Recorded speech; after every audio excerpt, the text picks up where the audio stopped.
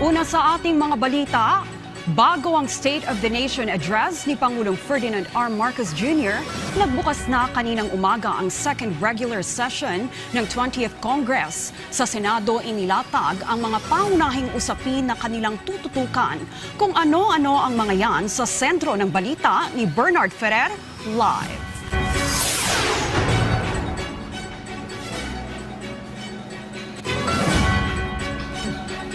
Trixie, formal lang ang binuksan ng Senado ang ikalawang regular session para sa 20th Congress. Inilatag din nila ang mga usapin na prioridad ng Senado.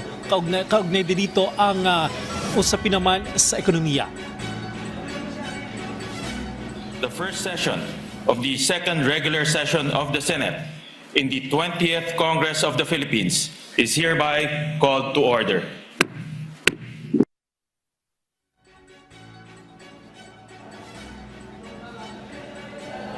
Pinuna ni Senate President Sherwin Gatchalian ang pagbubukas ng ikalawang regular session ng ika-20 Kongreso. 21 senador ang dumalo sa pagbubukas ng sesyon.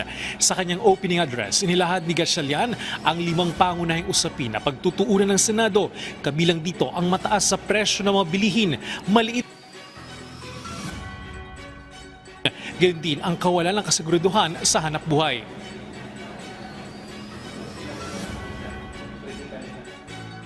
Naririnig namin ang hinaing ng bawat Pilipino at nauunawaan namin ang bigat ng kanilang pang-araw-araw na buhay.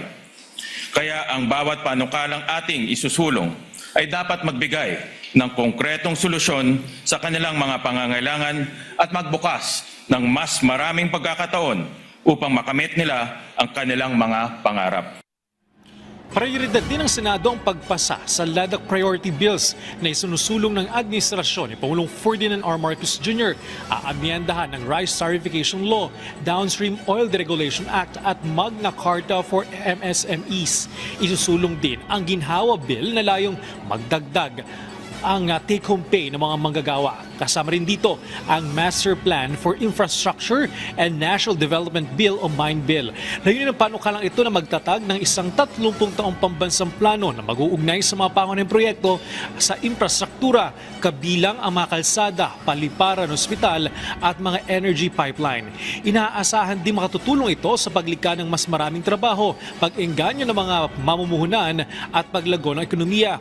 Tiniyak din ni Gatchalian na may papasa ng Senado sa tamang oras ang 2027 proposed national budget. The national budget is our most powerful tool for stimulating the economy. It is imperative that the 2027 national budget be passed on time. Its timely passage allows funding to reach critical services and ensures that new projects can begin as scheduled and meet their deadlines.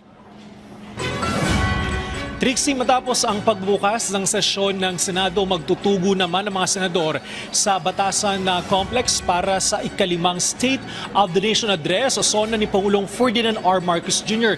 Inanunsyo naman ni Senate Minority Leader Alan Peter Cayetano na hindi siya makakadalo o pisikal na makakadalo sa SONA sa batasan complex sa Quezon City. Sa halip siya ay mag-monitor lamang sa online. Trixie. Okay, maraming salamat, Bernard Ferrer.